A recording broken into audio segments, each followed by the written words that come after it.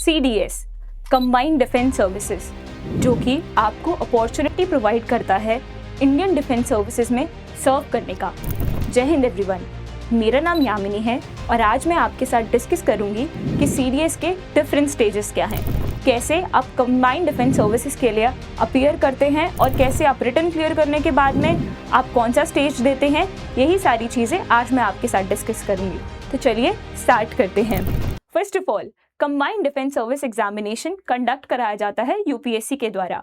साल में 2 बार इस एग्जामिनेशन को कंडक्ट कराया जाता है, in the month of April and in the month of September. दोनों ही बारी आपको नोटिफिकेशन एग्जाम होने से 4 to 5 मंथ्स पहले ही, यानी कि 4 to 5 मंथ्स प्रायर ही आपको दे दी जाती है। ये डिफरेंट अकेडमीज में ट्रेनिंग के लिए आपका एक एंट्रेंस एग्जाम है। यहाँ पर आप IMA, INA, AFA और OTA के लिए ट्रेनिंग में जाते हैं। IMA का मतलब होता है Indian military academy, INA Indian naval academy, AFA air force academy, OTA officers training academy. यही सारी अकेडमीज में आप ट्रेनिंग के लिए जाते हैं जब आप अपना रिटन, SSB और मेरिट क्लियर कर लेते हैं। यहाँ पर आपका ग्रेजुएशन करना इंपॉर्टेंट होता है। अगर आप एक फाइनल ईयर स्टूडेंट है तो आप भी इस एग्जामिनेशन को दे सकते हैं, यानी कि ग्रेजुएशन कंप्लीट होने के बाद या फिर आप अपियरिंग कैंडिडेट है, दोनों में ही आप अपना CDS का एग्जामिनेशन दे सकते हैं। अगर मैं बात करूं एलिजिबिलिटी क्राइटेरिया की, तो IMA एंड INA में आपकी एज 19 से 24 के बीच में होनी चाहिए और आप अनमैरिड होने चाहिए। वहीं अगर मैं बात करूं AFA की, तो आप 20 से 24 के बीच में होने चाहिए, plus you have to be unmarried. Next अगर मैं OTA की बात करूं, तो आप 19 से 25 के बीच में होनी चाहिए, both men and women, and they should be unmarried as well. तो यहाँ पर मैंने आपको बताया कि यहाँ पर आपकी एज की एलिजिबिलिटी क्या है। यहाँ पर IMA के लिए अभी तक कोई रिटन एंट्री, यानी कि ग्रेजुएट एंट्री डायरेक्टली IMA में जाने के लिए गर्ल्स की कोई भी एंट्री अभी नहीं है। यहाँ पर सिर्फ NDA से लड़कियां IMA में जा सकती हैं।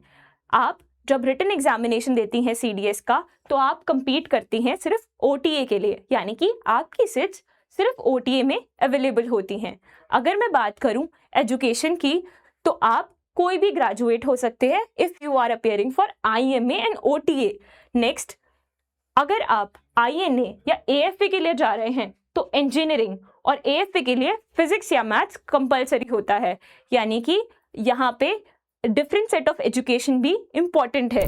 वहीं अगर मैं बात करूँ AFA की, जैसे मैंने आपको बताया, फिजिक्स, मैथ्स या फिर इंजीनियरिंग होना आपके लिए कंपलसरी होता है। वहीं OTA में आप कोई भी सब्जेक्ट में अपनी ग्रेजुएशन आपने क्लियर करी हो, आप CDS का एग्जाम दे सकते हैं। नेक्स्ट हम बात करते हैं इनकी सीट्स की। अगर मैं ओवरऑल बात करूं तो CDS में ओवरऑल सीट्स होती हैं 451, यानी कि पूरी सीट्स अगर सारी अकेडमीज की मिला के 451 सीट्स का कंपटीशन होता है।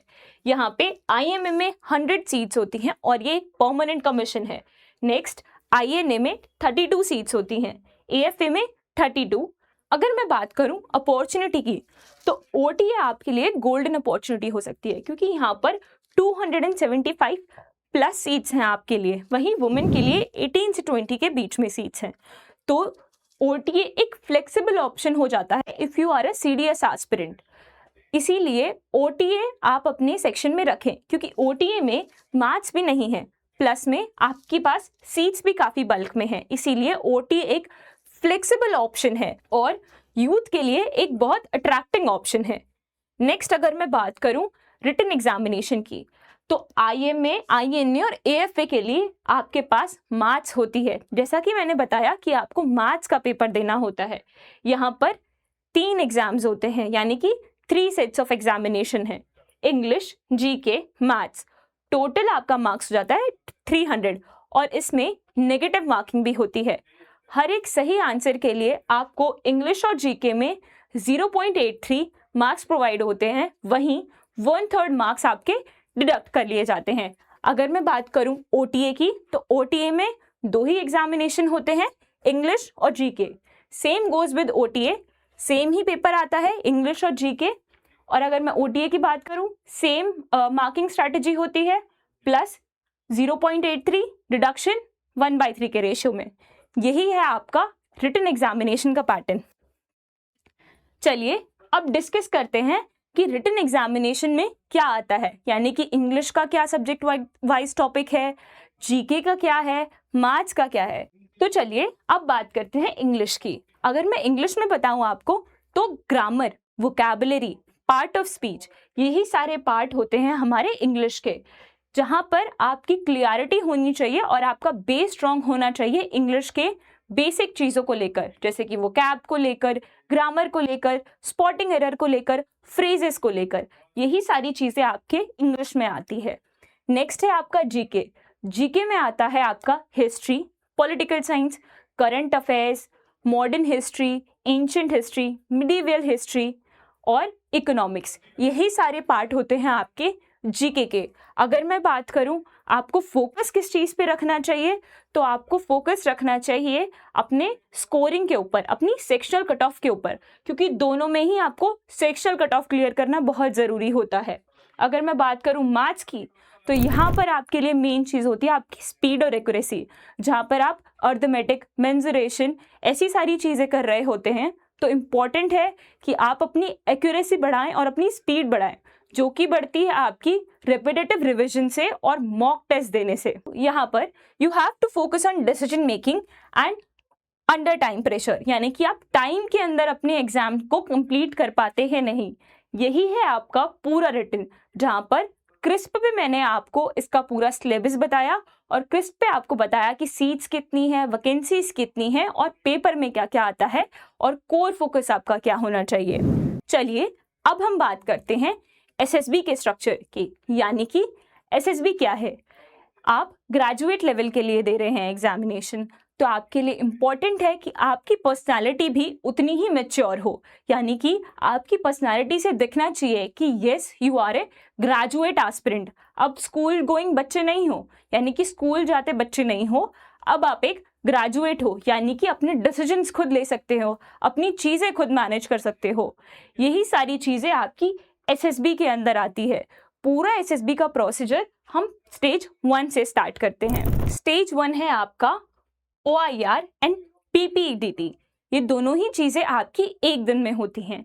OIR में आपके 2 सेट्स होते हैं रीजनिंग एबिलिटीज़ के, जिनमें डिफरेंट सेट ऑफ क्वेश्चंस होते हैं आपके रीजनिंग में, यानी कि आपके 2 सेट्स आपको दिए जाते हैं रीजनिंग के क्वेश्चन सॉल्व करने के लिए।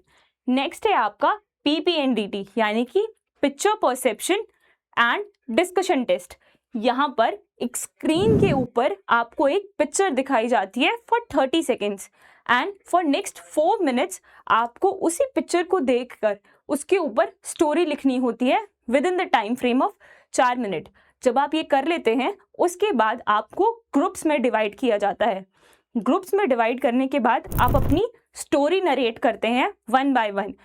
जब आप सभी लोग ग्रुप के मेंबर स्टोरी नरेट कर चुके होते हैं, उसके बाद असेसर्स आपको बोलते हैं कि अब एक कॉमन स्टोरी फ्रेम करो, यानी कि सभी लोग मिलके एक कॉमन स्टोरी बनाओ।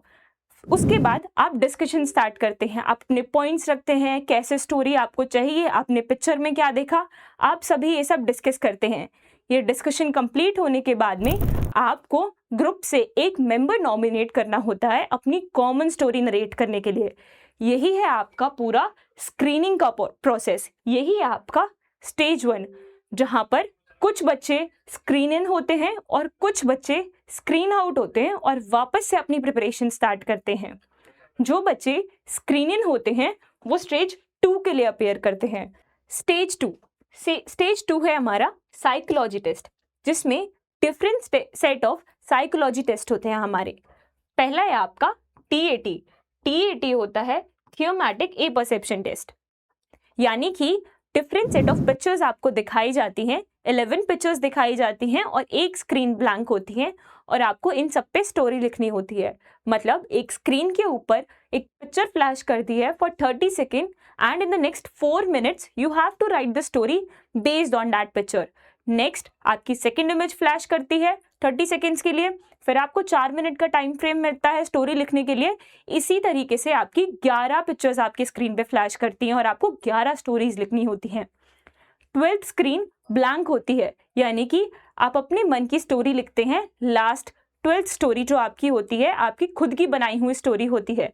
कोई पिक्चर आपको नहीं दिखाई जाती, स्क्रीन आपकी ब्लैंक होती है। यही है आपका TAT। TAT के बाद हमारा आता है WAT, वर्ड एसोसिएशन टेस्ट। यहाँ पर एक वर्ड आपकी स्क्रीन के ऊपर 15 सेकंड के लिए फ्लैश करता है और ऐसे 60 वर्ड्स फ्लैश करते हैं। आपको उस वर्ड को देखकर जो भी आपका सेंटेंस आपके दिमाग में बन रहा होता है वो आपको आपकी शीट के ऊपर लिखना होता है। इसी तरीके से आप 60 सेंटेंसेस यहाँ पर फॉर्म करते हैं बाय 60 वर्ड्स। नेक्स्ट है आपका SRT। SRT होता है सिचुएशन रिएक्शन टेस्ट। यहाँ पर आपको शीट्स दी जाती हैं जहाँ पर डिफरेंट सेट ऑफ सिचुएशंस लिखी होती हैं और आपको उन सिचुएशन के अकॉर्डिंग आप कैसा वहाँ पर रिएक्ट करेंगे या आप क्या डिसीजन लेंगे, आपको आपकी शीट के ऊपर लिखना होता है। ये होता है हमारा SRT। SRT के बाद आता है हमारा SDT। SDT होता है हमारा सेल्फ डिस्क्रिप्शन टेस्ट। यहाँ पर आप अपने बारे में 5 पैराग्राफ में डिफाइन कर रहे होते हो। पहले पैराग्राफ में आपसे पूछा जाता है आपका पेरेंट्स का ओपिनियन, यानी कि आपके पेरेंट्स आपके बारे में क्या सोचते हैं। नेक्स्ट होता है कि आपके फ्रेंड्स आपके बारे में क्या सोचते हैं। नेक्स्ट आता है आपके टीचर्स या फिर आपके सीनियर्स आपके बारे में क्या सोचते हैं। फोर्थ पैराग्राफ होता है कि आप आपके बारे में क्या सोचते हैं। नेक्स्ट पैराग्राफ होता है कि आप अपने आप को इन द नेक्स्ट अपकमिंग 5 years या फिर इन द नेक्स्ट अपकमिंग ईयर्स अपने आप को कहाँ देखते हैं। यही सारी चीज़ें होती हैं हमारी SDT में। ये था आपका पूरा साइकोलॉजी टेस्ट जो एक दिन में कंडक्ट कराया जाता है। थर्ड स्टेज होता है आपका GTO task, group testing officers task. यहाँ पर डिफरेंट सेट ऑफ टास्क होते हैं आपके जो कि ऑन ग्राउंड परफॉर्म किए जाते हैं, यानी कि आउटडोर परफॉर्म किए जाते हैं। जैसे PGT progressive group task, HGT half group task, FGT final group task, GOR group obstacle race, CT command task. यही सारे टास्क होते हैं जो आप GTO में परफॉर्म करते हैं। इसी में आप अपना लेक्चरेट भी परफॉर्म करते हैं जहाँ पर आपको एक टॉपिक दिया जाता है और आप 3 मिनट में उसको प्रिपेयर करके लाते हैं और 3 मिनट तक ही आप उस टॉपिक के ऊपर बोलते हैं। ये होता है आपका लेक्चरेट। कमांड टास्क होता है आपको कोई ऑब्स्टिकल दिया जाता है, साथ ही में आप अपने 2 सबॉर्डिनेट चूज करते हैं और उस टास्क को कंप्लीट करते हैं अपने सबॉर्डिनेट के साथ उस टास्क को कमांड करके। यही है आपका GTO। नेक्स्ट अगर मैं बात करूं तो है आपका स्टेज 4 जो कि होता है पर्सनल इंटरव्यू। पर्सनल इंटरव्यू आपका 1-on-1 इंटरव्यू होता है इंटरव्यूइंग ऑफिसर के साथ, जो कि आपका इंटरव्यू लेता है after you fill your PIQ form. आप PIQ फॉर्म स्टेज 1 में ही, यानी कि स्टेज 1 क्लियर करने के बाद में, स्क्रीनिंग होने के बाद में आप अपना PIQ फॉर्म भरते हैं जो कि साइकोलॉजी टेस्ट के साथ भी आप अटैच करते हैं। और दूसरा PIQ फॉर्म आपका यहाँ पे पर्सनल इंटरव्यू में काम आता है, जिसको देखकर ऑफिसर्स आपसे कुछ क्वेश्चन पूछता है, यानी कि आप कहाँ से बिलोंग करते हो, आपके स्टेट का कल्चर। आप जैसे जैसे आंसर देते जाएंगे उसी हिसाब से नेक्स्ट क्वेश्चन आपके लिए प्रिपेयर होता जाता है इंटरव्यूइंग ऑफिसर के द्वारा। आखिरी और फाइनल स्टेज होता है हमारा कॉन्फ्रेंस। कॉन्फ्रेंस में आपका फाइनल डिसीजन डिसाइड होता है, यानी कि आप रिकमेंड हुए या नहीं। कॉन्फ्रेंस में एक बेंच के ऊपर, यानी कि आपके साइकोलॉजी टेस्ट का ऑफिसर, आपका पर्सनल इंटरव्यू लेने वाला ऑफिसर, बोर्ड के प्रेसिडेंट, वाइस प्रेसिडेंट, सारे ही असेसर मौजूद होते हैं और आप कॉन्फ्रेंस में जाते हैं और आप बीच में आपकी चेयर डली होती है, आप वहाँ बैठते हैं। वहाँ पर आपसे आपका एक्सपीरियंस पूछा जाता है, SSB में आपका एक्सपीरियंस कैसा रहा। अगर ऑफिसर चाहे तो 2-4 क्वेश्चंस भी आपसे वो पूछ लेता है। ये कॉन्फ्रेंस कंप्लीट होने के बाद आपको रिजल्ट अनाउंस कराया जाता है। यहाँ पर कुछ बच्चे रिकमेंड होके अपने सपने की ओर बढ़ना चालू करते हैं, यानी कि फाइनल खेल होता है मेरिट का, उस तरफ वो बढ़ जाते हैं। और कुछ बच्चे यहाँ पर अपनी ड्रीम को रिबिल्ड करते हैं, यानी कि वापस से स्टार्ट करते हैं। वो बच्चे कॉन्फ्रेंस आउट होकर वापस से रिटर्न फिर SSB के लिए प्रिपेयर करना स्टार्ट करते हैं और अपनी कमियों को नोटिस करके उनको रिफाइन करना स्टार्ट करते हैं। नेक्स्ट मैं बात करती हूँ मेडिकल की। एक बार रिकमेंड होने के बाद में आपका मेडिकल टेस्ट होता है। रिकमेंडेशन के बाद में आप कुछ टाइम तक वहीं SSB में ही स्टे करते हैं और अपना मेडिकल देते हैं। मेडिकल में बहुत स्ट्रिक्ट आपका मेडिकल टेस्ट होता है, जहाँ पर कि आपकी मेडिकल फिटनेस टेस्ट करी जाती है, आपकी आई साइट चेक होती है, आपका वेट चेक होती है, आपका हाइट चेक होती है, यही सारी चीज़ें मेडिकल्स में चेक होती हैं। और यहाँ पर भी आपको कोई मेजर डिफॉर्मिटी या क्रोनिक इलनेस नहीं होनी चाहिए और ना ही कोई टैटू होना चाहिए। रिस्ट्रिक्शंस होते हैं। अगर आप पर्टिकुलर ट्राइब या किसी कम्युनिटी से बिलोंग करते हैं जहाँ पर ये रिचुअल होता है, उसके लिए आपको एक डिफरेंट फॉर्म फिलअप करके देना होता है। यही सारी चीज़ें हमारी मेडिकल्स में आती है। अगर मेडिकल्स में कोई आपकी ट्रीटेबल डिजीज़ यानी कि जिस डिजीज़ को आप ट्रीट कर सकते हैं, अगर वो डायग्नोस होती है तो आपको TR मिलता है यानी कि टेम्परेरी रिजेक्शन मिलता है, जहाँ पर आप उस डिजीज़ को ठीक करके लाते हैं और वापस से आपका मेडिकल एग्जामिनेशन होता है। वहीं अगर आपकी कोई परमानेंट डिजीज़ होती है और जो कि क्योर नहीं हो सकती, वहाँ पर आपको PR मिलता है यानी कि परमानेंट रिजेक्शन मिलता है। यही है आपकी पूरी मेडिकल का खेल। रिकमेंड होने के बाद में आप कुछ दिनों तक स्टे करके अपना मेडिकल ही वहाँ पर दे रहे होते हैं। नेक्स्ट मैं बात करती हूँ कुछ कॉमन टर्म्स की जो एक ग्रेजुएट वाले बच्चे के दिमाग में होती है, यानी कि ग्रेजुएशन कंप्लीट होने के बाद में सब एम्प्लॉयमेंट ढूंढ रहे होते हैं और सबको स्टेटस, पावर, पैसा, यही 3 चीज़ें होती हैं जिनको वो ढूंढ रहे होते हैं। तो यहाँ पर उन्हीं को एक्सप्लेन किया गया है। फर्स्ट ऑफ ऑल, आप जैसे ही अपनी ट्रेनिंग को कंप्लीट करते हैं, आप यहाँ पर लेफ्टिनेंट इन आर्मी, सब lieutenant in navy, flying officer in air force, यही सारी स्टार्टिंग रैंक होती है जो आपको अलॉट होती है। यानी कि आप लेफ्टिनेंट बनकर निकलते हैं आर्मी में अपनी पिपिंग सेरेमनी के बाद, सब लेफ्टिनेंट नेवी में, फ्लाइंग ऑफिसर एयरफोर्स में। अगर मैं स्टैंडर्ड सैलरी या स्टैंडर्ड पे की बात करूं तो स्टार्टिंग पे यहाँ पर होती है 56,100, जिसमें आपका MSP और अलाउंस भी ऐड होता है। यहाँ पर अगर आप बात करें प्रमोशन की या फिर स्ट्रक्चर्ड प्रमोशन सिस्टम की, तो अगर आप IMA में हैं तो आपको परमानेंट कमीशन मिलता है। वहीं अगर आप OTA में हैं तो आपको शॉर्ट सर्विस कमीशन मिलता है, जहाँ पर आप धीरे धीरे करके हायर रैंक अटेन करते जाते हैं। यही है पूरा CDS एग्जामिनेशन जो आप देते हैं ताकि आप अपनी कंट्री को सर्व कर पाए और आप आर्मी में जा पाए, ताकि आप अपना ड्रीम भी फुलफिल कर पाए। यही है सारी कुछ CDS की कॉमन चीज़ें जो आपको ध्यान रखनी चाहिए if you are an aspirant of CDS। This is all for the video. अगर आपको कोई डाउट है या अगर आपको कोई क्वेरी है तो आप नीचे दिए गए नंबर्स पर अपनी क्वेरी पूछ सकते हैं या फिर आप कमेंट सेक्शन में भी आप अपनी क्वेरी पूछ सकते हैं। Thank you so much for staying up for the video till the end. All the best for your examination and I know you will perform good. Thank you.